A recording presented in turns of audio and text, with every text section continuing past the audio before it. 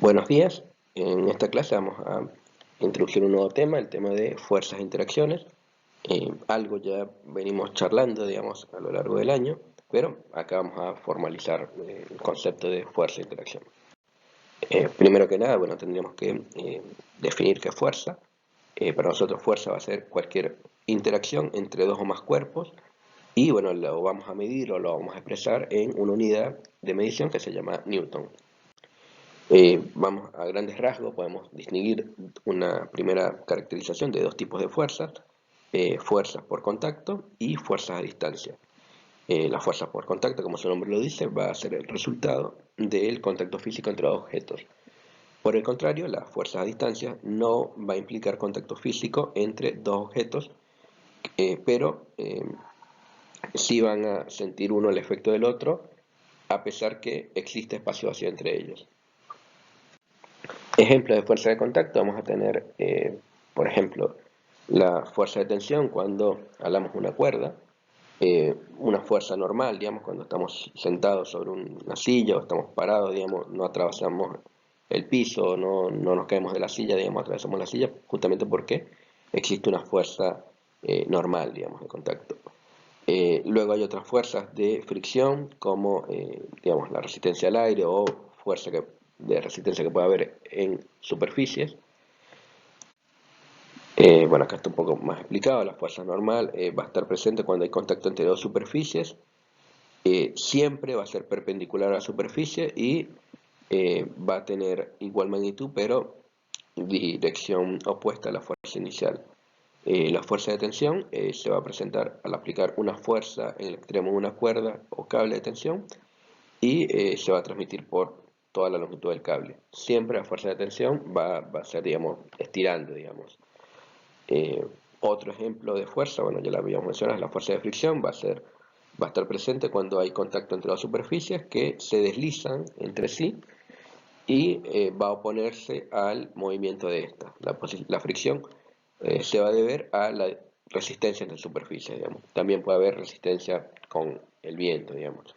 Y un caso más extremo, digamos, que ocurre en la más real, digamos, va a ser situaciones donde estén implicadas estos tres tipos de fuerza, digamos. Por ejemplo, cuando estudiamos un plano inclinado y una polea, vamos a tener que están presentes los tres tipos de fuerza, digamos. Vamos a tener fuerza normal, digamos, en la cajita que está sobre el plano inclinado, una tensión en la cuerda que va a la polea y a la otra masa, y fricción, digamos, justamente entre el plano inclinado y la masita que está sobre el plano inclinado. O sea, las tres las podemos llegar a tener en un mismo tipo de movimiento. Eh, Vale destacar, digamos, que la fuerza va a ser una cantidad vectorial. ¿Qué significa que sea vectorial? Bueno, va a significar que va a tener un valor expresado en la unidad que estamos viendo, por ejemplo, 25 newton tenemos acá. Va a tener una dirección, va a estar sobre un eje ordenado, puede ser horizontal, vertical, y va a tener un sentido, es decir, va a ser positivo, negativo, hacia arriba, hacia abajo. Acá, bueno, tenemos varios ejemplos para ver lo que puede pasar, digamos, podemos tener, queremos empujar entre dos personas una misma caja hacia un mismo lado, las fuerzas se van a sumar, pero si ambos estamos empujando en sentidos opuestos, la fuerza se va a arrastrar, digamos, acá el sentido vectorial, digamos, en cuanto al sentido. Eh, Luego vamos a tener el caso donde podemos uno empujar para un lado y el otro en un lado que sea perpendicular. Acá vamos a hablar de fuerza perpendicular, aquí ya no podemos hacer la suma directamente, sino que tendríamos que ver las componentes vectoriales y bueno, hacer una fuerza resultante a través de, no sé, el módulo de la fuerza, digamos. Si quisiéramos tener una suma, lo más parecido a una suma va a ser el módulo, digamos, y no se hace sumando directamente, sino que tendríamos que usar el teorema de Pitágoras para hacer esta suma. Bueno, el siguiente caso va a ser fuerzas a distancia. Bueno, acá está definido, son fuerzas en las que los cuerpos van a interactuar sin encontrarse en contacto físico, pero van a ser capaces de empujarse o atraerse a pesar de que estén separados, digamos. Eh, Ejemplos, digamos, ya hemos hablado, digamos, En el caso de los átomos, cuando hablamos de la estructura atómica, digamos, teníamos que el núcleo era positivo y los electrones eran negativos, había una atracción entre ellos, o una repulsión en el núcleo con los protones, digamos, los protones iban a repeler, no iban a querer estar juntos, sin embargo había otra fuerza que intermediaba, que la fuerza fuerte, que era dada a través de los neutrones que los hacían mantener juntos, digamos. Pero bueno, tenemos una idea de que la fuerza puede ser atractiva en el caso de cargas eh, opuestas entre el protón y el electrón se iban a atraer, y iba a ser de repulsión en el caso de que sean iguales. Ejemplos también tenemos con los imanes. Muchos conocen lo que es un imán, han tenido, jugado con un imán. Y bueno, si han tenido dos imanes se habrán dado cuenta que si los intentamos juntar, hay una parte donde es fácil juntarlo y hay otra parte donde se oponen, digamos. Se oponen porque justamente el polo es igual. Otra cosa que pasa con los imanes, si los rompemos en dos, no los podemos volver a juntar por donde se rompió, porque se generan nuevos dipolos, digamos. En cuanto a la interacción gravitacional, bueno, vamos a ver que siempre va a ser atractiva. Bueno, vamos a hablar un poco sobre la fuerza de gravedad. Según esta ley, todos los cuerpos que tengan masa en el universo que conocemos se van a atraer siempre. Y esta fuerza va a depender de dos factores: de la masa del objeto y de la distancia que lo separa. Acá está una fórmula, una ecuación que fue planteada por Newton en Principia Matemática, y bueno, acá está la relación justamente. Hay una constante G que es la que sirve para igualar, digamos. La fuerza va a ser proporcional a las masas e inversamente proporcional al cuadrado de la distancia que lo separa. Para el caso de la Tierra, si juntamos la G con la masa de la Tierra, con el radio de la Tierra, vamos a llegar a una constante que es la aceleración de gravedad o campo de gravedad. Y la fuerza de gravedad va a ser la masa de lo que queramos medir por esta aceleración de gravedad. O sea, simplificamos aún más la ecuación. Para cada planeta podemos hacerlo, digamos. Si tenemos los datos de la masa del planeta y el radio del planeta. Como dato anecdótico, va a ser una fuerza que va a ser central, es decir, el sentido de la fuerza siempre va a estar apuntado hacia el centro del astro. Bueno, acá tenemos un ejemplo para ver cómo se usa esta ecuación. Bueno, nos hacen la pregunta: ¿cuánto pesará una persona de 75 kilogramos en la Luna, sabiendo que la masa de la Luna es 7,35 por 10 a la 22 kilogramos? Y nos dan el radio también. Nos hacen la misma pregunta para Júpiter y nos dan los datos. Bueno, agarramos la fórmula de gravitación universal, que es la constante G por el producto de las masas dividido el radio, y hacemos la cuenta, digamos. Operamos todo, ponemos los valores, operamos y nos da que en la Luna la persona pesa 121,72 newton. Hacemos el mismo cálculo para el caso de Júpiter y nos da que en Júpiter pesa 2042 newton. Ahora, ¿pesa más o menos que en la Tierra? Bueno, tendríamos que también hacer el cálculo para la Tierra. El cálculo para la Tierra lo haríamos 75 por el campo de gravedad de la Tierra, que es 9,8, y nos da que la persona pesa en la Tierra 712,5 newton, es decir, en la Luna pesa un sexto de lo que pesa en la Tierra. En la Luna va a ser más liviana y en Júpiter va a ser más pesado. ¿Cuánto? Y casi 3 veces más pesado. Sería más o menos para comparar. Siempre tenemos que tener algo contra que comparar. Bueno, acá tenemos otro ejemplo, pero esta vez para calcular la gravedad, digamos, cuánto sería la gravedad que se siente cuando uno está en una órbita geoestacionaria que está a 36.200 kilómetros de altura. Nos dan los datos de la masa de la Tierra, el radio de la Tierra, tenemos la altura que nos las dan y la G. Bueno, acá no agarramos toda la ecuación de gravitación universal, sino que quitamos una masa y nos quedamos G por la masa dividido distancia cuadrada. Este sería el campo, digamos. Faltaría una masa para que nos diera la fuerza. Y bueno, hacemos la operación. En el lugar de la D sustituimos el radio de la Tierra más la altura y nos da que a la altura esta de la órbita geoestacionaria, 36.200 kilómetros de altura, la aceleración de la gravedad va a ser 0,22 metros por segundo cuadrado. Va a ser obviamente menor, pues va a estar más alejada. Acá hay un ejemplo de, bueno, el peso de una persona si se va alejando de la Tierra, digamos. Sobre la Tierra, digamos, la distancia sería, digamos, el radio de la Tierra está sobre la Tierra, 6.500 kilómetros del centro de la Tierra. Luego, si se va alejando, va disminuyendo el peso. Disminuye a un punto donde, bueno, hay peso nulo y cuando va llegando a la Luna, empieza a sentir la gravedad de la Luna. Hay un punto donde no siente ninguna fuerza, digamos, como que la fuerza que hay de la Tierra lo atrae y la de la Luna también lo atrae, se igualan, pero cuando pasa ese punto empieza a sentir la gravedad de la Luna. Particularmente la Luna va a sentir solamente un sexto de la gravedad que sentiría en la Tierra. Bueno, vamos a definir el concepto de peso. El peso va a ser una magnitud vinculada a la aceleración de la gravedad y va a depender del astro que lo produzca. Digamos, si estamos en la Tierra, la aceleración de la gravedad va a tener un valor 9,8 metros por segundo cuadrado y bueno, una persona de 55 kilos va a pesar 539 newton. La misma persona en la Luna va a estar sometida a menos campo de gravedad y bueno, el peso va a ser 88 newton, va a ser un sexto del peso que tiene la Tierra.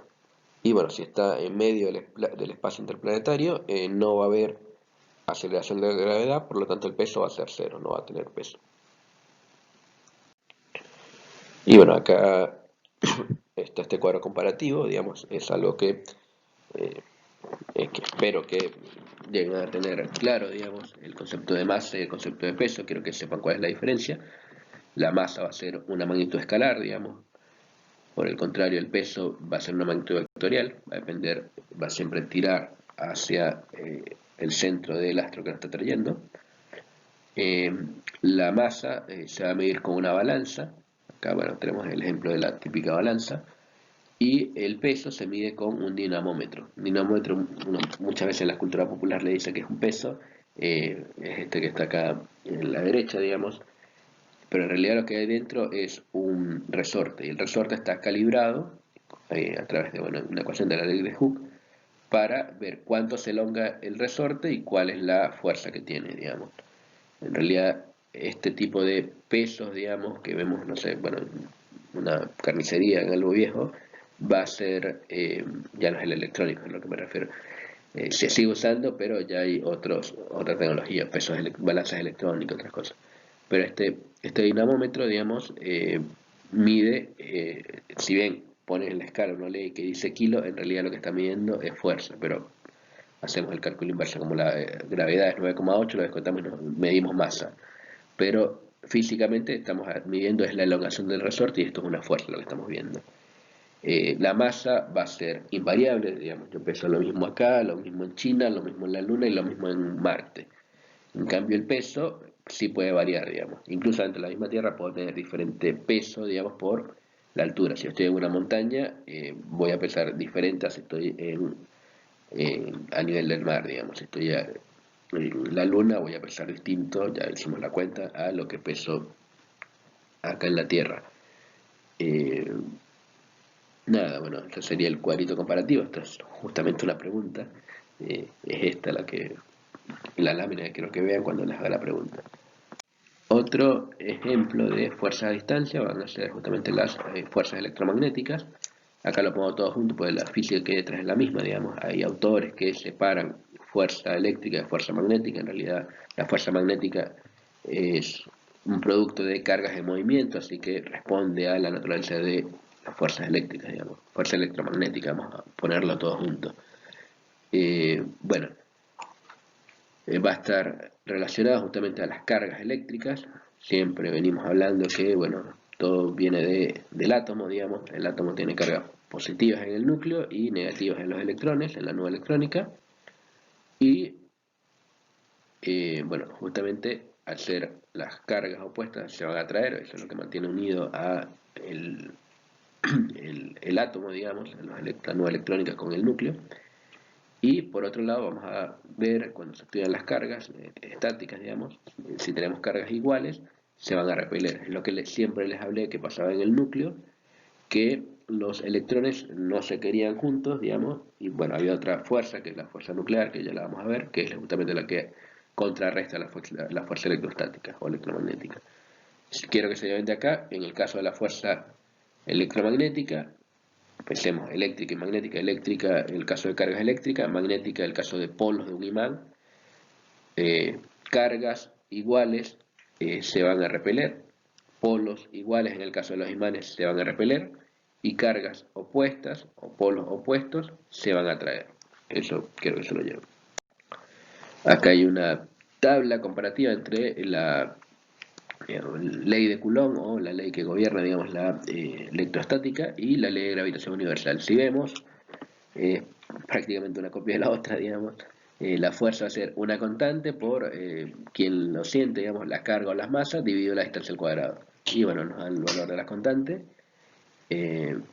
Hay un ejemplo que podríamos comparar, digamos, que es justamente agarrar un átomo de hidrógeno. El átomo de hidrógeno, conocemos la carga, digamos, el átomo de hidrógeno tiene un protón y un electrón, así que conocemos la carga del electrón y la carga del protón, podemos hacer la cuenta, digamos, y conocemos la distancia, vamos a suponer el radio de Bohr, y con la constante podemos calcular la fuerza eléctrica. Por otra parte, si quisiéramos hacerlo análogo con la fuerza gravitacional, también conocemos la masa del protón y también conocemos la masa del electrón. De esta forma podemos calcular la fuerza eléctrica para el caso del núcleo de hidrógeno y la fuerza gravitacional para el caso de el mismo núcleo de hidrógeno, y nos encontramos con que la fuerza eléctrica es 8,2 por 10 a la menos 8 newton, y para el caso gravitacional 3,6 por 10 a la menos 47, es decir, nada, newton. Si hacemos el cociente y dividimos uno sobre otro, nos encontramos que la fuerza eléctrica va a ser 10 a la 39 veces mayor a la fuerza gravitacional. Por eso, cuando se estudia todos los ejercicios que tengan que ver con electrostática, se desprecia directamente la gravitación, digamos. La fuerza gravitacional no la ponemos porque es 39 órdenes de magnitud más chica. Se utiliza solo la fuerza eléctrica cuando se hacen ejercicios de electrostática. Pero no significa que la fuerza gravitacional no esté presente, sino que la que domina a ese nivel es la fuerza eléctrica. Otras fuerzas que vamos a encontrar en la naturaleza, digamos, en distintos autores, bueno, la magnética ya la mencionamos, está presente en los imanes o en bobinas, digamos, que son cargas de movimiento. Cuando hay una corriente hay también una fuerza magnética. Está vinculada a la fuerza eléctrica, ya la mencionamos, digamos, tiene propiedades atractivas y repulsivas dependiendo de lo que queramos juntar. Luego vamos a hablar de las fuerzas nucleares. Las fuerzas nucleares, bueno, vamos a tener dos: la fuerza fuerte y la fuerza débil. La fuerza fuerte va a ser la más intensa de todas las fuerzas que hemos nombrado, es la más fuerte, justamente la que mantiene unidos los protones en el núcleo con los neutrones. Bueno, y el alcance es muy chiquito, el alcance es del orden de la distancia del núcleo, digamos, 10 a la menos 15 metros. La otra fuerza, que es un poco más difícil de comprender, es la fuerza nuclear débil. Es justamente la que es la responsable de la desintegración reactiva. El alcance es 10 a la menos 17 metros, es la que mantiene de alguna forma, vamos a decirlo, unido, no sé, los neutrinos y antineutrinos con los protones y neutrones y los electrones o positrones que estén dentro del núcleo. Bueno, acá está más detallado: fuerza nuclear, va a tener origen en el interior de los núcleos. La fuerza fuerte va a estar presente entre los protones y los neutrones, y la nuclear débil va a estar en el interior del núcleo atómico y es la responsable de la desintegración reactiva. Acá, bueno, lo que les mencioné, la nuclear fuerte mantiene unido el núcleo y la nuclear débil es la que de alguna forma hace que un neutrón se pueda convertir en un protón o un protón se pueda convertir en un neutrón a través de emisión de neutrinos y positrones. Por último, bueno, si quisiéramos hacer un ranking, digamos, de quién es más fuerte, vamos a tener que la fuerza nuclear, digamos, va a ser la más fuerte de todas. Luego, si dividiéramos por 137, vamos a tener la fuerza electromagnética, es decir, ese es el orden de magnitud, exactamente 137. Luego tendríamos la nuclear débil, que es 10 a la menos 6 veces más débil que la anterior, y la gravitacional va a ser 10 a la menos 39 veces más débil que la anterior. Acá hay algunas propiedades, digamos, esto sí es una pregunta: cuáles son atractivas y cuáles son atractivas y repulsivas. La gravitacional siempre va a ser atractiva, la electromagnética siempre puede ser atractiva o repulsiva, depende de la carga, digamos. Si son cargas iguales se van a repeler, si son cargas opuestas se van a atraer. Luego el alcance, en el caso electromagnético y en el caso gravitacional, el alcance va a ser infinito. En el alcance de la fuerte y de la débil sí tiene un alcance limitado al radio del núcleo atómico, digamos. O en el caso de la débil va a estar vinculada al diámetro directamente de un protón. Nada, esta sería toda la clase. Bueno, espero que puedan completar las preguntas.